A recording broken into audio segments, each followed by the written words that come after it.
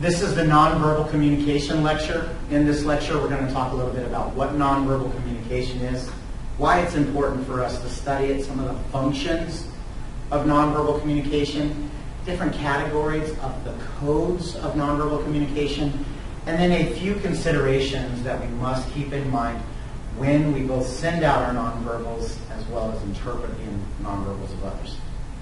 Let's first begin by looking at the definition of nonverbal communication. We won't go through this word for word, it's on page 102 of your text, but the big thing we want to realize here is that according to the book's definition, nonverbal communication can be intentional or unintentional. This leaves a broad interpretation for what nonverbal communication is. And also, nonverbal communication is that which is other than words. So even the voice, when it's being used but it's not using words, can be considered a nonverbal communication element. Nonverbal communication is incredibly important. In fact, a lot of studies have shown that people who are able to appropriately use their nonverbal behaviors tend to have better friendships, tend to have more professional success, better marriages, etc. So nonverbal communication is very important. It's an important element of communication.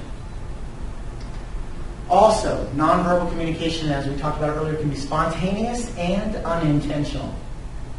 One of my favorite movies from the 1980s is a movie with John Cusack in it, and it's called Better Off Dead.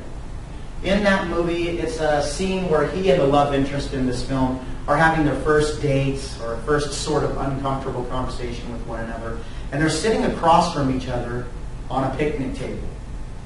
And I don't remember which character does this, but one of them reaches up and brushes their nose. Probably had a little itch. The person across from them immediately begins to panic and think, oh my goodness, I think that they just sent me a signal telling me that I have a booger on my nose. So they give a little tap at their nose.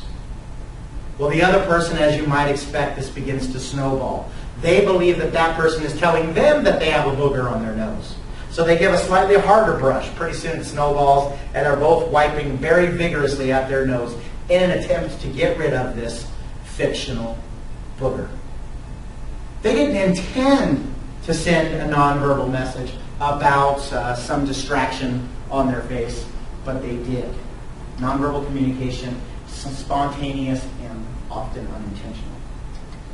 Also, nonverbal communication is ambiguous, meaning that there are multiple possible interpretations to the nonverbal behaviors of others. A few months ago, this image here made the press. And the reason why is because it was incredibly controversial. Let me let you take a second to just look at this image and see if you think there's anything wrong with it.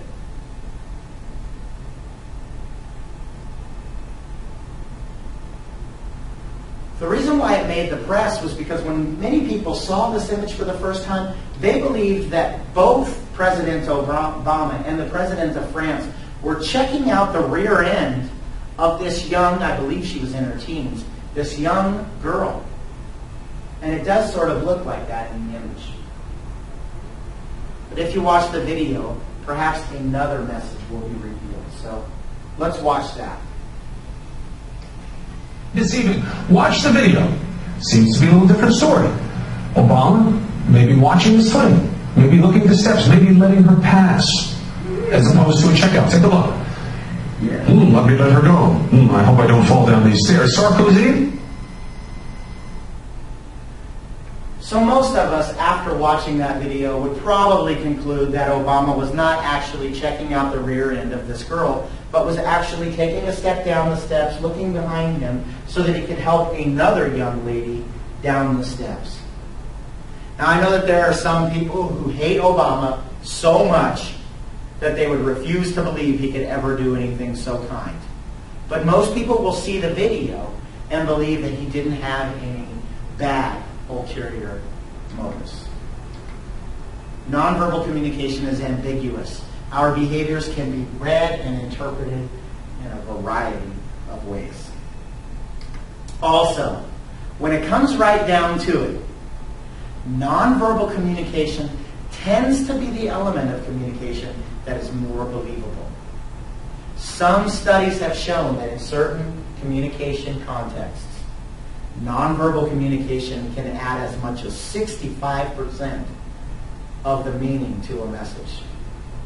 And when it comes right down to it, if a nonverbal component of a message and a verbal component of a message disagree, which do people usually believe? Usually, they will believe the nonverbal portion. So nonverbal communication tends to be the more believable element of communication. So what are some of the nonverbal functions of communication? Well, first, in your text, it talks about a category or a function of communication known as reinforcing. And reinforcing is when the nonverbal element is actually adding to the meaning of words. So it occurs along with words. And one type is called the repeating. And the repeating is when the nonverbal behavior actually mirrors the language. So I might say, today I've talked to you about main point 3, main point 2, and main point 1. In that, my nonverbal signals are actually mirroring the words themselves. But there's another style of reinforcing nonverbal, a function of it, that's known as complementing. And that's when it adds to the meaning of the words. It's not necessarily the exact same nonverbal behavior with the words. It doesn't mirror, but it adds. So that, for instance, one example of a complementing behavior would be if somebody comes up to you and says, hey, do you want to go out? And I would be like, I don't have much time. I don't have much time. I don't have much time. If I were to do that, I'm saying to them, I don't have much time, and along with it, I'm sending a signal, I got to run. I got to get out of here. It's not the exact same message, but it complements that before. And another style is accenting. So I might say something like this, yes! And that sends a message that I'm probably pretty happy about something. But if I use nonverbal behaviors like this along with it, yes! And I send that along with it, a touchdown signal in football, it means I'm probably really, really excited about something. It accents the words. Another style of function of nonverbal communication is the substitute. And the substitute is when, instead of using words, we just use a nonverbal behavior. So imagine a situation in which you, another friend, and one other friend are talking. And this other friend is telling you for the 15th time how they scored the winning touchdown in a football championship. When you get a chance, you look over at your friend and you roll your eyes. This is because you don't want to say out loud in the middle of your friend's story, oh my goodness, if I hear this story one more time, I'm going to die. Instead, you subtly send out the signal with the rolled eyes. And you and this other friend get to communicate without words. So this happens often in office meetings and that kind of situation. Substitutes. Another style is the contradiction. We use nonverbal elements to contradict messages quite frequently, specifically when we use sarcasm. So imagine a situation in which you and a friend are leaving a movie and you didn't want to go see the movie in the first place, and your friend says to you, did you like it? And you go, yeah, I really liked that movie. That's sarcasm. Where the message itself, the words say, I really like the movie, but the nonverbals contradict it for the purposes of sarcasm. Sometimes we do this too when we might want somebody to ask us how we're feeling. And they come up and say, what's wrong? You say, nothing. Sometimes we use this because we want people to ask us a couple of questions and prove that they really want to know what's wrong with us first. So we make them pay and earn their way and prove to us that they care about us. So when I say nothing, the words themselves say nothing is wrong, but the nonverbal element contradicts that. We also use nonverbal behaviors to regulate our interactions, to control our interactions. So we make sure that, we're spending the appropriate amount of time in a conversation, or it's our turn to participate in the conversation, or it's time for us to get out of the conversation entirely. We use them as regulators, regulating behaviors. Another function is to create immediacy, a connection with other people where we don't feel the distance between each other, to create immediacy. So for instance, holding hands with another person creates immediacy in some contact. You can try this experiment sometime, or even just look at groups when they're talking. You'll often notice that when people are talking to one another, they'll adopt similar stances. And I've done this quite intentionally before. I was actually at Denny's with a friend of mine a few years ago. And I would lean in and put both elbows on the table. And usually within 30 seconds to a minute and a half, my friend would also lean in and put both elbows on the table. And then I would lean back in the booth and kick one foot up. 30 seconds to a minute and a half later, my friend would be leaning back and kicking their foot up. You can do this in small groups. Fold your arms. Put one hand in a pocket. And watch how the other people will tend to adopt similar stances. This works in groups where there's a real connection between you and the other people, and also when you don't adopt silly stances. So try something that's reasonable with your friends. That creates immediacy, adopting similar stances. We also sometimes use our nonverbal behaviors for the purposes of deception. Sometimes the text will talk about later too that there are times when we use deception for good purposes in order to not hurt other people's feelings. Did you like my singing? Yeah, it was interesting. So we use it sometimes to deceive. But sometimes what we do is we'll use our nonverbals to reinforce when we think that people think we're lying. I didn't do that. So you use a little extra volume, a little extra conviction to help deceive others when you are lying. Kinesics is the study of movement. We're talking about different kinds of nonverbal codes now. Those were the functions. These are the different categories of nonverbals, the types of codes. One category is kinesics. Some people will know that there's something known as kinetic energy. Well, that's the energy that's in motion. Or the science of kinesthetics. Tends to be people who are studying physical education, physical rehabilitation, etc. Motion and movement. In our field, that also holds true. Kinesics is the study of gestures and movement. So with kinesics, one type of kinesics, gestures and movement, this is one type of movement that's used. It's called an emblem. And it's when a gesture actually stands for a word. So in the United States, if I do this, tends to be that people think I'm saying peace. Sometimes they think I'm saying two. Number two. So it's when a gesture actually stands for a word. Illustrators. Illustrators are nonverbal behaviors that we use to sort of, once again, complement messages. So for instance, if I say, yeah, this weekend I went fishing, I'm so excited, I caught a fish that was this big. That gives you some idea of what kind of fish it was, how large it was, maybe what it weighed, etc. Or if I say, yeah, I have a nephew and a niece. Most of you by seeing this know that the nephew is older than the niece. And most of you by seeing this also know that neither one of them are about ready to graduate college. So these are illustrators. They help to give a little extra information in a presentation. We talked about earlier that one of the functions is to regulate conversations. Well, there's another type of code that's known as a regulator. And that's, for instance, if you're talking and I look down at my watch, I might be sending you a signal I've got somewhere to be. Or if we're in a conversation and I lean in a little bit and I go, open my mouth and say like 1 second, kind of lean in. I'm regulating and saying, I want to turn. I have something that I want to say now. So we use nonverbals to both exit conversations and also to manage them. Another type of nonverbal code that we want to know that's underneath kinesics is adapters.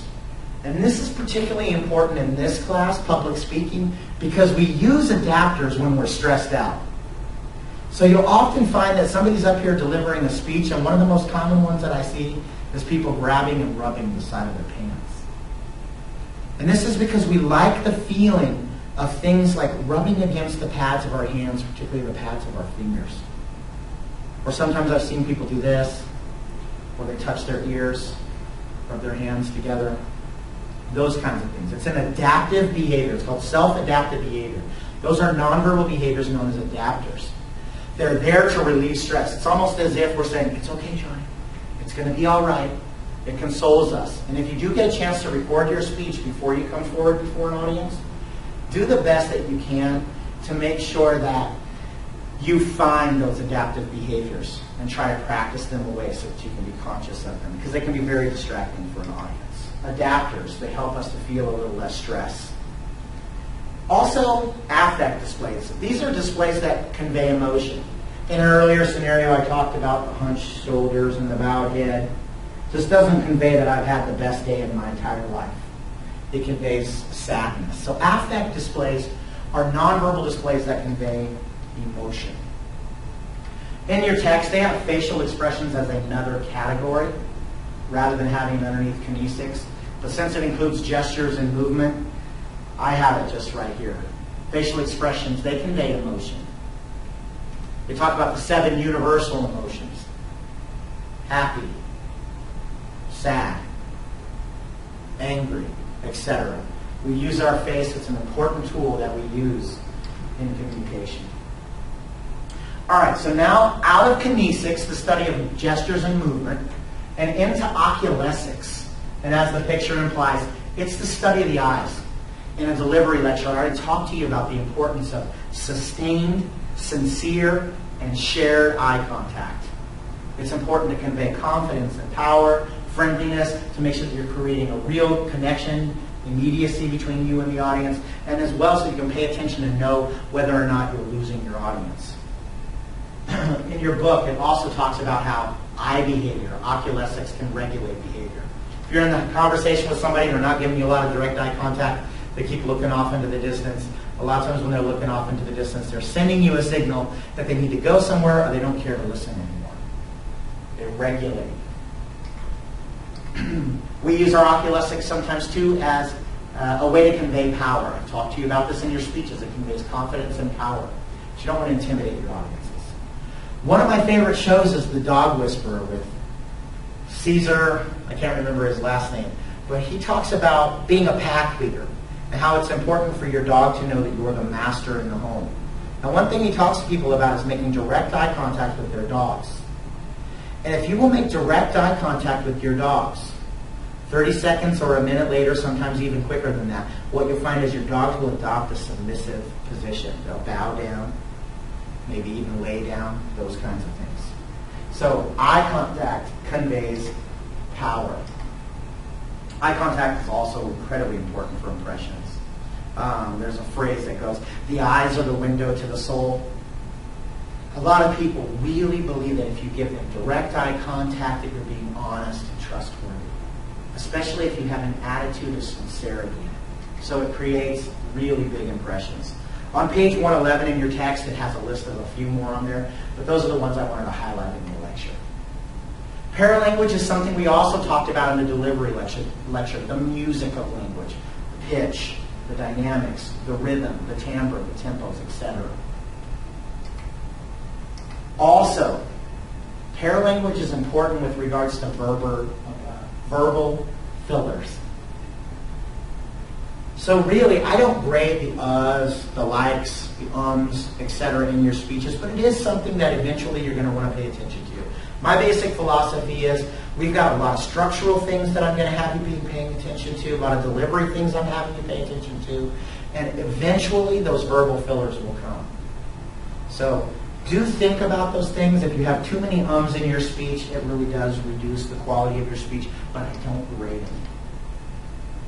Another category of a nonverbal code is proxemics. And proxemics is the use of space. The use of space. All right, so for instance, in your book, it talks about the way that we use distance. And that there are different levels, intimate space, personal space, public space, etc. And in this picture here, we see two lovers that are silhouetted against a city skyline. Chances are these people are fairly comfortable with one another. That's an intimate distance that they're using.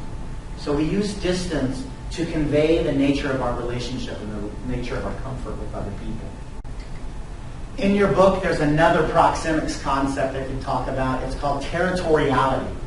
And territoriality is when you claim your space. So often you'll maybe go on a bus, public transit, etc., and you'll see somebody who's sitting down on a window seat, but they've placed their backpack, their purse, some object on the seats that's next to them. And what they're doing is they're claiming their space there, and they're saying that they would rather have you go sit somewhere else. Territoriality, claiming our space. People will often do this in a classroom as well. Sit down here and have their book bag next to them on their chair. Territoriality. Also, the environment sends a nonverbal behavior. Most classrooms have all of the chairs facing forward, and it tends to be that the teacher will either have the higher chair, the best chair, the highest desk, etc. That doesn't actually hold true in this classroom. This chair is the same size as everybody else's, and this table is the same as everybody else's. But off to the left, off camera here, I do have a stand with a laptop on it that's higher than everybody else. And also tends to be that I stand while I'm delivering my lecture, and the students are sitting down. All of this is use of space that conveys authority and power. Our use of space sends a message. Okay, so besides proxemics, another code of nonverbal behavior is haptics. And haptics is our use of touch. Use of touch is very important. In an interview situation, it's important that you just as soon as possible extend your hand and shake the hand of the person who's interviewing you. Or if it's a group of people, shake all of their hands. That quick touch helps to reduce the distance and create immediacy, a connection between you and your interviewers. And also, it conveys a little bit of confidence. So, touch is another thing that we use in nonverbal behavior. Haptics, use of touch. Chronemics is another aspect, a code of nonverbal behavior. Chronemics is our use of time, the way that we use time. So once again, back to this interview scenario. Imagine that you come in, you go up to the administrative assistant and they tell you have a seat. Even if your appointment is at 1 o'clock, you know that you might be sitting there waiting until 1:10, 1:15, 1:20, etc. It's okay for you to wait. But if the interviewer were to come out at 1 o'clock and you weren't there until 1:10, 1:15, you've pretty much just lost the job. Chronemics, it's the study of time, and time often conveys a sense of power. When we go to the doctor's office, we wait in the waiting room, but the doctor would never, ever wait for us. It sends a sense of power. It also has a level of intimacy, how long you'll spend listening to somebody, how long or how often you contact them on the phone, etc. Chronemics are use of time. Appearance also is very important in nonverbal behavior. In presidential elections, it tends to be, particularly since the advent of television, that the taller candidates win the election. The election between George Bush and John Kerry is actually one of the few exceptions to this rule.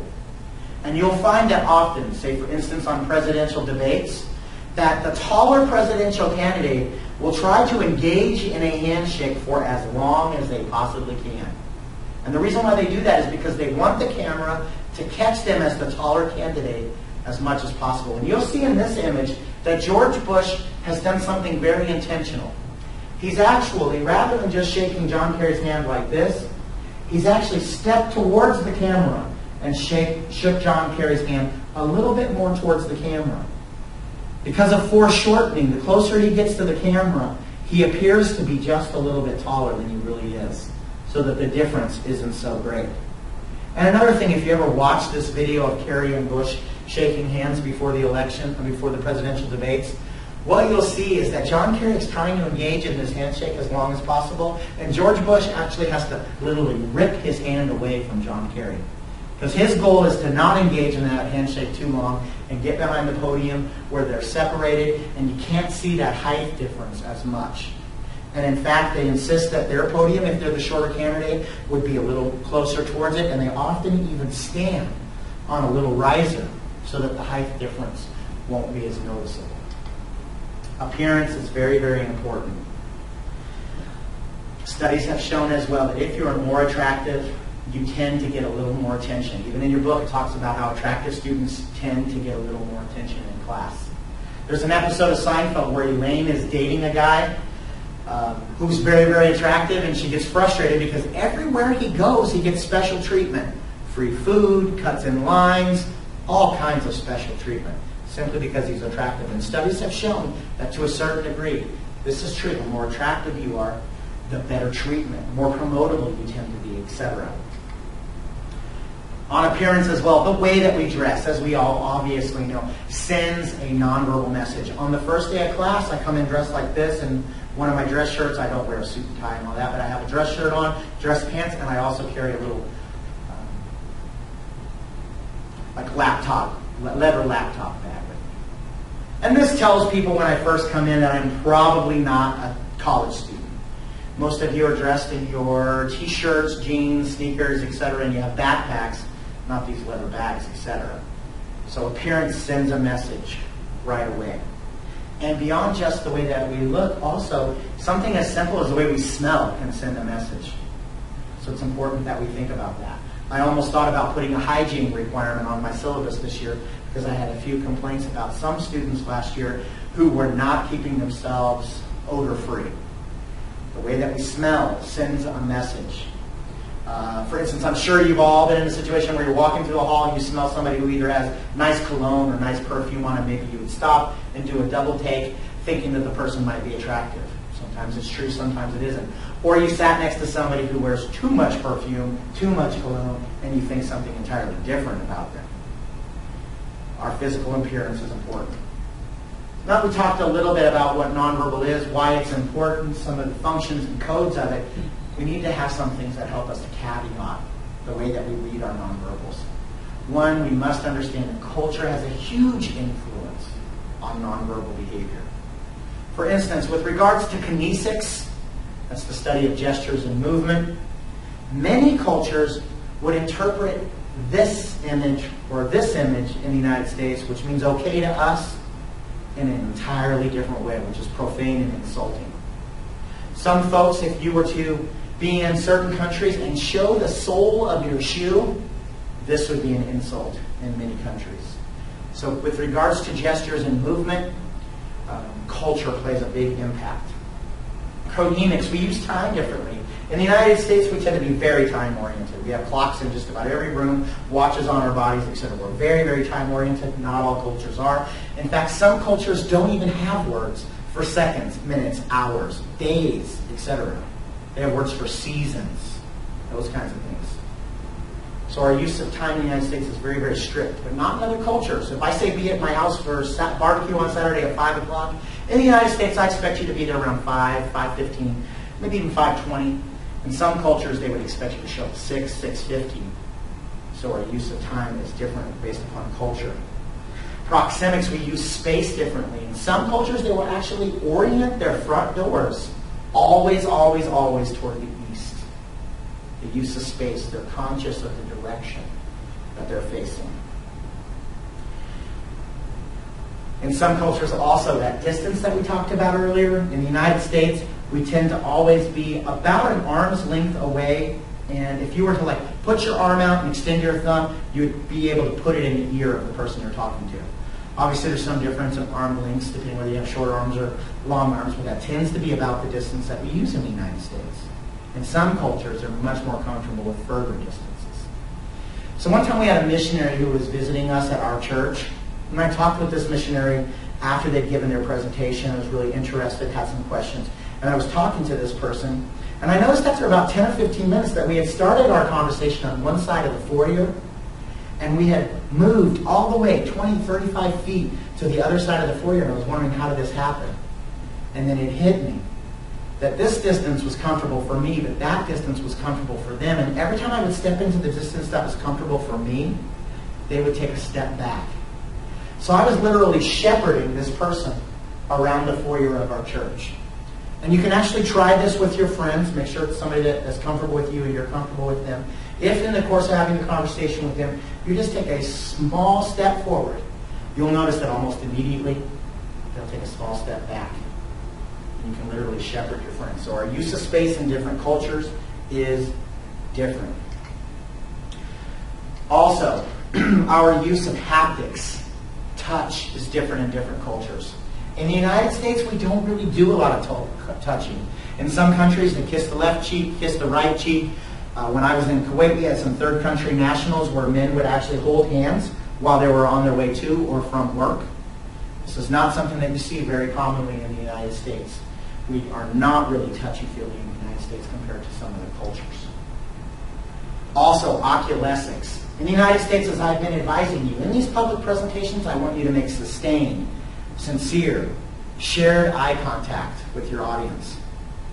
In many cultures, though, if you keep direct eye contact, it's considered to be rude and aggressive.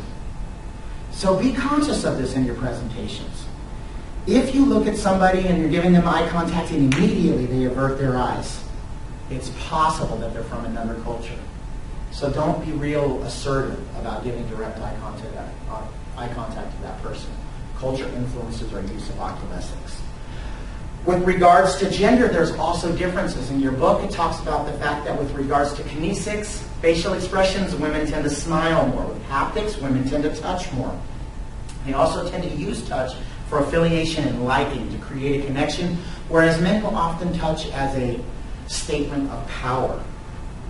Oculesics, according to your text, women tend to make direct eye contact more. So there's a difference in the way that genders speak to each other.